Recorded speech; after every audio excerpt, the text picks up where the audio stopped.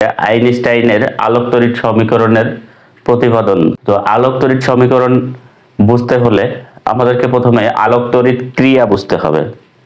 তো আলোক তড়িৎ ক্রিয়া হচ্ছে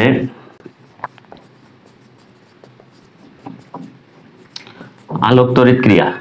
তো আলো তড়িৎ অর্থাৎ আলো থেকে বিদ্যুৎ উৎপাদন হওয়ার প্রক্রিয়াই হচ্ছে আলোক তড়িৎ ক্রিয়া।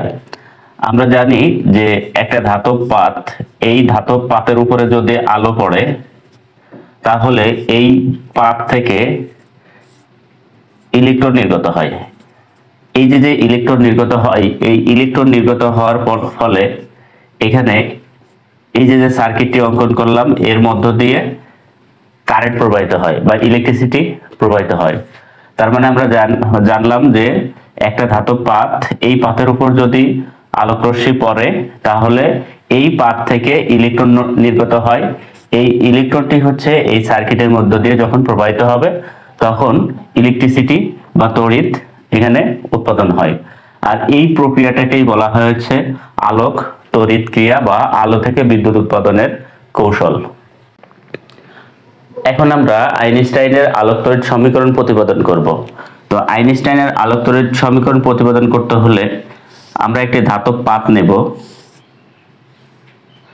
এই ধাতব পাতের যে পরমাণু আছে সেই পরমাণুর এখানে আমরা দেখাবো যে এই পরমাণুর যে নিউক্লিয়াস থাকে, নিউক্লিয়াসের ভিতরে ইলেকট্রন হচ্ছে এর ভিতরে আবদ্ধ অবস্থায় থাকে। আমরা জানি নিউক্লিয়াসে তো এই আবদ্ধ অবস্থায় এই পরমাণুর ইলেকট্রন যখন এইভাবে থাকবে তখন এই ধাতব পাতের উপরে আমরা বাইরে থেকে আলো দিব।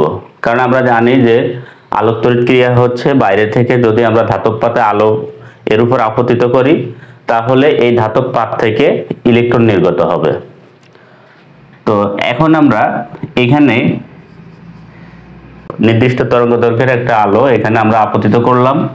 তো এই নির্দিষ্ট তরঙ্গদৈর্ঘ্য আলো হচ্ছে আমরা যার এনার্জি বা শক্তি ধরলাম E সমান সমান hv।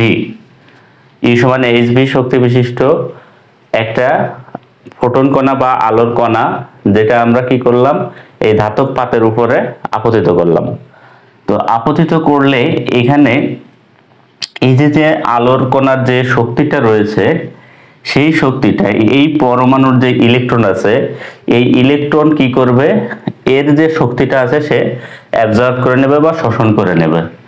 এখন এই ইলেকট্রন এই শক্তিটা নিয়ে সে দুইটা কাজে এই শক্তিকে ব্যয় করবে। তার ভিতরে এক নাম্বার কাজ হচ্ছে সে যেহেতু নিউক্লিয়াসের ভিতরে নিজেই আবদ্ধ অবস্থায় আছে, তো এই নিউক্লিয়াস থেকে সে কি করবে, বেরোনোর চেষ্টা করবে। তো নিউক্লিয়াস থেকে বেরোনোর জন্য এই যে এইখানে আসার জন্য তখন সে এই শক্তিটার কিছু অংশ ব্যয় করে। কোন শক্তি? এই যে শক্তি সে আলোর কণা থেকে গ্রহণ করছে, তাহলে সেই শক্তির কিছু অংশ সে ব্যয় করলো হচ্ছে নিউক্লিয়াস থেকে মুক্ত হওয়ার জন্য। এবং যে বাকি শক্তি থাকলো সেই বাকি শক্তিটা হচ্ছে এই বাকি শক্তি দিয়ে এখান থেকে সে গতিশক্তি লাভ করবে। তো গতিশক্তি লাভ করে বাইরের দিকে চলে যাবে। তো এখান থেকে তাহলে ইলেকট্রনটা এখানে চলে আসলো।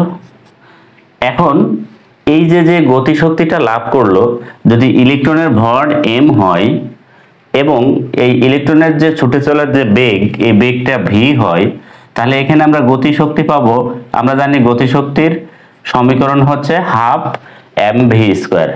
তাহলে এখানে এই ইলেকট্রনটা যে গতিশক্তি লাভ করলো অর্থাৎ ইলেকট্রন যে বিচ্ছুরিত হলো, ইলেকট্রনটা এই নির্গত হলো, এই ইলেকট্রন নির্গত হওয়ার ফলেই কিন্তু এখানে ইলেকট্রিসিটিটা মূলত তৈরি হয়। তো এখন আমরা এইটি সমীকরণের মাধ্যমে প্রতিপাদন করে দেখাবো। এখানে আমরা জানিয়েছি। তাহলে এটা হচ্ছে আমার ধাতব পাত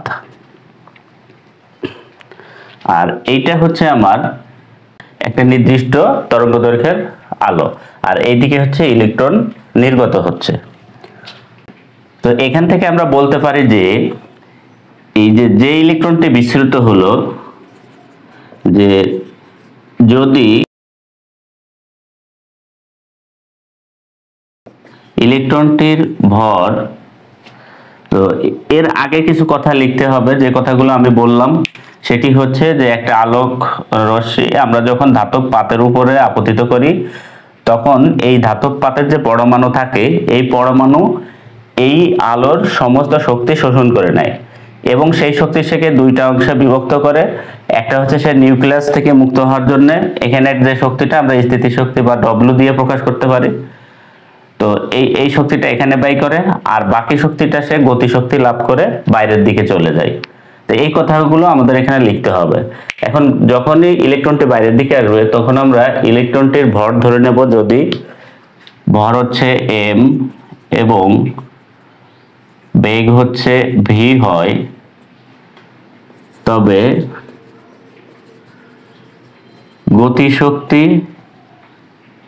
গতিশক্তি হচ্ছে কিনেটিক এনার্জি বা কে, এই কাইনেটিক এনার্জি সমান সমান আমরা লিখতে পারি হাফ এম ভি স্কোয়ার। এটা আমরা জানি, কিন্তু আমরা জানি যে এখানে গতিশক্তি আছে, এখানে স্থিতিশক্তিও আছে। তো এখানে আমরা জানি যে মোট শক্তি সমান সমান গতিশক্তি প্লাস স্থিতিশক্তি। তো স্থিতিশক্তিটা কি? গতিশক্তি আমরা জানলাম, কিন্তু স্থিতিশক্তিটা কি? স্থিতিশক্তি হচ্ছে যে শক্তির মাধ্যমে কোনো একটা বস্তুর অবস্থানের পরিবর্তন করতে পারে, অর্থাৎ এক অবস্থান থেকে আরেক অবস্থানে নিয়ে আসতে যে শক্তি ব্যয় হয়, এটা হচ্ছে স্থিতিশক্তি। তো আগে আমার এই নিউক্লিয়াসের মধ্যে ইলেকট্রনটি ছিল, এখন নিউক্লিয়াসের বাইরে চলে এসেছে, তাহলে এখানে একটা স্থিতিশক্তি কাজ করেছে। তো সেই স্থিতিশক্তিটা হচ্ছে ডব্লিউ পরিমাণ। তার মানে মোট শক্তি ই সমান সমান গতিশক্তি হচ্ছে half M V square plus স্থিতিশক্তি হচ্ছে আমরা পেয়েছি ডব্লিউ। তো এখন আমরা এই যে ই সমান সমান আমরা যে এইচ ভি দিয়েছিলাম, এইচ ভি শক্তি দিয়েছিলাম, তাহলে ই সমান সমান আমরা লিখবো এইচ ভি সমান সমান half M V square plus W. আচ্ছা, তাহলে আমরা ই যে মানটা ছিল ই সমান সমান এইচ ভি নিয়েছিলাম আমরা, সেটি এখানে বসিয়ে দিলাম। বসিয়ে দেওয়ার পরে আমরা যদি এই হাফ এম ভি স্কোয়ারকে এই পাশে নিয়ে আসি, অর্থাৎ এই টোটালটা এই পাশে নিয়ে আসি, হাফ এম ভি স্কোয়ার এটা সমান সমান, তাহলে ডব্লিউ এর সাথে চলে আসছে, আবার ডব্লিউটাকে আমরা ওই পাশে নিয়ে মাইনাস করে দিব, আর এইচ ভি এই পাশে চলে আসবে, এইচ ভি তাহলে মাইনাস ডব্লিউ পাবো। আমি একটা লাইন শর্ট করেছি, এই দুইটাকে তোমরা প্রথমে এই পাশে নিয়ে আসবা আর এটাকে এই পাশে নিয়ে যাবা, তারপরে ডব্লিউটা এই পাশে প্লাস থাকবে, ওই পাশে যে মাইনাস হয়ে যাবে। তো এইটা হচ্ছে আমরা একটা সমীকরণ পেলাম। আমাদের আইনস্টাইনের যে আলোক তড়িৎ সমীকরণ, এখানে দুইটা সমীকরণ আসবে, একটা স্বাভাবিক এইভাবে, আরেকটা হচ্ছে একটা শর্ত আছে। শর্তটা হচ্ছে যে এই যে শক্তিটা এখানে ইলেকট্রন কি করেছিল, ইলেকট্রন হচ্ছে আলোর সমস্ত শক্তি শোষণ করে নিয়েছিল। এখন এই সমস্ত শক্তিকে সে দুইটা অংশে বিভক্ত করেছিল। একটা হচ্ছে সে নিজে নিউক্লিয়াস থেকে মুক্ত হওয়ার জন্য, যে ইলেকট্রনটি এখানে আসার জন্য, বাইরে আসার জন্য একটা ন্যূনতম শক্তি ব্যয় করেছে। তো যখন ন্যূনতম বা সর্বনিম্ন শক্তি যদি সে এখানে ব্যয় করে, তাহলে বাকি যে সর্বোচ্চ শক্তি থাকবে সেই শক্তিটা কোথায় যাবে? গতিশক্তিতে যাবে। এই কারণে এখানে ন্যূনতম শক্তি W0 ধরা হয়, আর এখানে Vm অর্থাৎ গতিশক্তির জন্য যে বেগটা থাকে সেটা সর্বোচ্চ গতিবেগ হবে, Vm বা ম্যাক্সিমাম ধরা হয়। তো আমরা এখানে লিখব যে ইলেকট্রনের নিউক্লিয়াস হতে মুক্ত হতে ন্যূনতম শক্তি আমরা W0 লিখলাম, ব্যয় করলে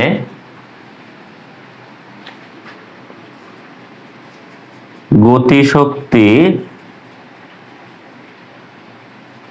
বেগ, অর্থাৎ গতিশক্তির জন্য যে বেগ পাবে সেই ভিটা হবে ম্যাক্সিমাম বা সর্বোচ্চ হবে। তাহলে আমরা এই যে W0 এবং Vmটা এক নাম্বার সমীকরণে বসিয়ে দিই। তো এক নাম্বার হতে আমরা লিখতে পারি যে হাফ এম ভি স্কোয়ার সমান সমান এইচ ভি, এখানে ভি হচ্ছে কি আমাদের বেগ, তো এখানে ভি হচ্ছে, এখানে আমরা তাহলে ম্যাক্সিমাম দিয়ে দিব, আর H V minus W zero হবে ডব্লিউ জিরো বা ন্যূনতম যে বন্ধন শক্তি। তাহলে আমরা যে সমীকরণটি পেলাম এটা 2 নম্বর সমীকরণ। এখন এই যে 1 এবং 2 নম্বর সমীকরণই মূলত হচ্ছে আমাদের আইনস্টাইনের আলোক তড়িৎ সমীকরণ।